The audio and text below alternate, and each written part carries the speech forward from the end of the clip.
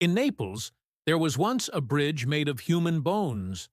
Now you might think that's a bizarre concept for a bridge, but during the 19th century, this was the only way to get across town without getting buried alive. See, in the 1800s, Naples was overcrowded, and its cemeteries were overflowing. So to make more room for the living, the dead were frequently dug up and moved. But instead of just reburying them, the locals got a little creative. They built the bones into the walls and bridges around town, creating a sort of macabre passageway made of skulls and femurs. And it wasn't just the bones of strangers that were used this way either. Entire families were entombed in these bone shrines, with entire communities bartering for the right to have their ancestors displayed in the most prominent spots. It was a grisly but necessary evil. People believed the dead could grant favors to those who left offerings at the bone shrines. So everyone from priests to politicians to commoners would come to pay their respects and make their requests.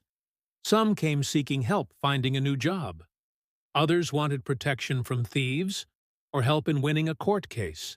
And some just wanted to make sure their ancestors remained in the good graces of the living. For decades, this went on without a hitch. But eventually, the authorities decided enough was enough. In 1866, the mayor finally banned the practice of using human bones in construction. And to everyone's great horror, the city began to tear down the bone bridges and grind the bones into dust. The remains were then placed in mass graves deep in the catacombs. To the superstitious citizens of Naples, this meant they'd lost not just a part of their city, but a link to their ancestors. When the priest came to collect the bones of one family's loved ones, he found the townspeople weeping. One woman fainted dead away. Another tore off her wedding ring and threw it into the grave, saying, "I am now a widow twice over."